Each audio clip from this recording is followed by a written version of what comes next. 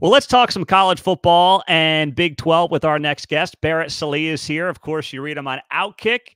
You hear him on SiriusXM. His show as well you can find on YouTube and on the podcast, College Football's Smothered and Covered. Joining us on Heartland College Sports, I'm Pete Mundo. All right, Barrett, you obviously cover this sport from kind of that 35,000-foot view across all the conferences. When you look at the Big 12 in particular, what is your read on it and how you define it right now, 4 weeks into the college football season? Mass chaos. I mean, you have Utah, Cam Rising's not playing. You have Kansas State going to get smoked by BYU. You have Oklahoma State coming back out of nowhere and somehow beating Arkansas. It's just every single week there's something different. And it's kind of, I honestly, in a weird way, it's kind of like what I expected, right? Mm-hmm. There's no great team, but there's a lot of good. There's a lot of pretty good. And as a result, it's a conference that's going to beat itself up and honestly probably play its way out of an at-large playoff bid, because the champion's going to be fine, but you're going to have some bad losses with everybody else just because, you're looking at what, 10-2, 9-3. I mean, it's fun. That's the thing. It's like, I said this about the Pac-12 last year and it was true. And then this year, the Big 12's the most interesting conference. Like every single week, if you just want to be entertained, watch a Big 12 football game because you will definitely be entertained. Yeah. I mean, look at the end of that Colorado-Baylor game, which just was absolutely nuts, and no one saw that coming. So you're right. You look at the college football playoff, and the winner will get in. The question is, can they get two? I guess it depends how it plays out at the end of the season, but how should that be factored into the equation? If the Big 12's got a team at 9-3 that's not a conference champion, we know the Big 12's not the SEC. I'm not going to tell anybody that it is. But how should that factor in? Do you go with like the fifth SEC team, or do you take a second Big 12 team? Should that even matter, Barrett? I don't think it's going to matter. And honestly, it shouldn't, just because, look, it's the best outside of the automatic bids. It's the best team. So if you have a 10-2, SEC team that is got a couple of good wins on its resume, why wouldn't it get in? So, it's kind of a byproduct of a format that I think is flawed. And unfortunately, the Big 12 and the ACC are the two that are most likely going to get screwed in this. And it's probably going to be one or the other or both every single year. So, I think it's the perspective of the Big 12, I would imagine, from the committee.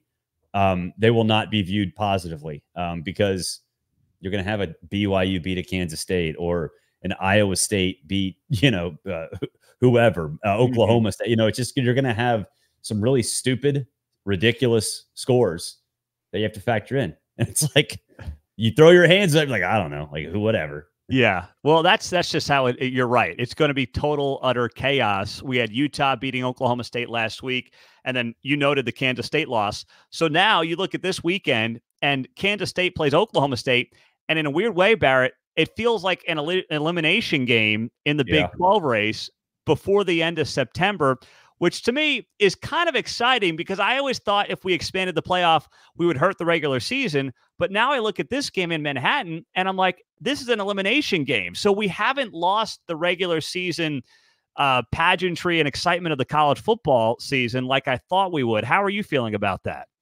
Yeah, well, I mean, I think we have it in the Big 12 in this specific situation, and you're going to have situations like this that pop up. I think ultimately, the regular season will be diminished, but you're still going to have pockets like this, right? Mm-hmm. And I agree with you. I mean, you already, if you're Oklahoma State, you have a loss to Utah, right? I thought that it would be Oklahoma State and Utah in the Big 12 championship game. Still might, but that margin for error is razor thin, and when you factor in how, I would say, average at best Oklahoma's looked at times, who's to say there's not going to be another loss? And then, Kansas State, the same thing. It's the Avery Johnson experience. I said this on Smothered and Covered today. I mean, Avery Johnson is like Bo Nix on steroids. It's just like the good is great, and you're like, holy crap, this guy's amazing. And then we watched him last week against BYU, and it's like, dude, you there? Hello, and it's like, so yeah, I mean, and the Big 12, I think you're going to get this a lot this year, and it's not always going to be the case in that. It's like I said, last year it was the Pac-12. This year's Big 12. So, yeah, the fact that the regular season means something is not going to be as common, but in this situation, you're right. And it's for the reason that you just said. It might be an elimination game. We don't know the answer. We don't know what it means. And I think that the mystery is what made the era before the 12-team playoff and really the 2-team playoff more than anything else so interesting. Like Alabama, Georgia this weekend. It sucks for the loser, but is it really that big of a deal? No, not really. No. And so you don't really have that in every single game in every situation like you had before. That's a good point. Now, when you look at, obviously, one of the teams getting the most attention here, it is Colorado. We mentioned the Hail Mary, and that was Colorado's first win over a Power 4 team since October 7th of last year, which is crazy. They are 14-point underdogs at UCF. That feels like a big number, but what do you make of the Colorado Dion transfer portal experiment and how that could play out here in the weeks ahead in the 2024 season? Yeah, I mean, I think it's better than last year. The offensive line's a little better. The defense overall is a little better. There's more overall talent. It's still not anywhere close to where it needs to be because it's still Shedeur, Travis Hunter, and then Horn, and that's it. But they're going to be able to. I mean, look, if you have those three guys, you'll be fine in some games. So. I don't know. Like, I think in this particular, I have Gus Malzahn on my show actually on Thursday. So I talked to him a lot about this and how important it is for UCF being on this stage because eyeballs obviously get drawn to Colorado. But to me, I think nationwide, the opinion of what Colorado should be and then what it is, it goes back and forth all the time. Right. It's just like it's like the North Sea where there's just waves and crashing everywhere. Now it's like, oh, yeah, Colorado, they're going to compete for the Big 12. Then they're going to go get smoked, which I think they will. And it's like, oh, Dion's a failure. No, it's not the case. If he's 6-6, he's fine. Yeah, like, that's totally cool. But I think casual sports fans, that aren't necessarily following college athletics on a day-to-day basis, they think it's just easy. And maybe it's because for some schools it is, like the transfer portal for Alabama. It's a lot easier than the transfer portal for Iowa State, right? So they think, well, Colorado State, Colorado, all these kids are coming. Well, no, they're not. There's some decent players, but it's going to take a while for them to build themselves into what Dion wants them to be. And I don't know if he's got the patience for it, to be honest with you. But in reality, if they're 6-6, I mean, they won a Big 12 game. Like, honestly, like that's like they literally won one Big 12 game, which to me is a huge deal because it's such a crazy conference with, I think, a lot of pretty good teams. So, it's hard to bring people to reality with Colorado. It's like Notre Dame, right? You either love them or you hate them, and there's no in between. But in between is kind of where you need to focus. Yeah, absolutely. Now, you mentioned you're talking to Gus Malzahn this week, and UCF's the team that's getting a lot of attention now after that comeback win against TCU 2 weeks ago. I had him before the season getting to a Big 12 championship. I really like the run game that they've got together there. Knowing Gus Malzahn from his SEC days at Auburn, is he the guy that will stay at a place like UCF and can stay and can win big at a place like UCF? Yes. 100 times yes. He is. He's perfect in Orlando. He is. I think that a relaxed Gus Malzahn can do some serious damage. And I've known him for a long time. I've never seen him this relaxed. I've never seen him in a situation that he's like where he's perfectly content.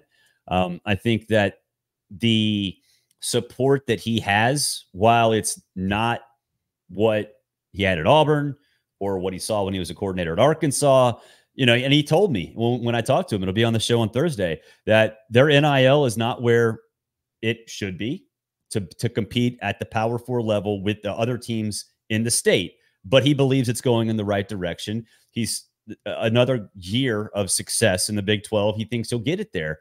And so he's not going anywhere. I mean, it's a Power 4 program in a place where he feels like he can win consistently, get into the playoff, and also become not only a high school recruiting power, but really a transfer portal power as well, because you're going to have a lot of guys leave Florida. They're going to go somewhere. They might not play. They might be unhappy. Their NIL deal might not be, what it should be. And they're going to come right back to Central Florida. So it's really a perfect situation for him. UCF's a program that is, I think, a sleeping giant.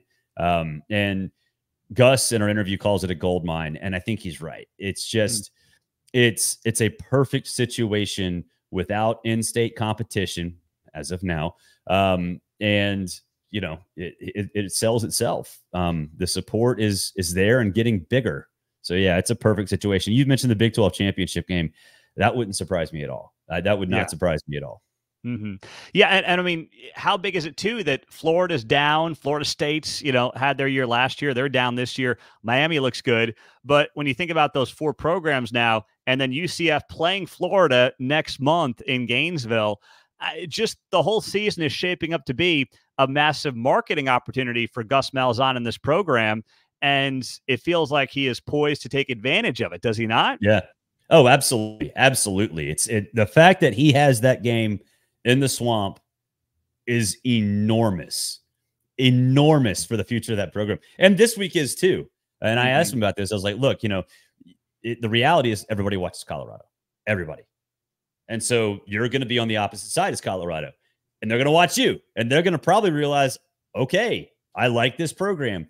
So that's back-to-back weeks where they have a chance to really solidify themselves as a potential power in the entire sport. And you mentioned Miami doing well and then Florida State last year. I think those, I kind of think in a contradictory way.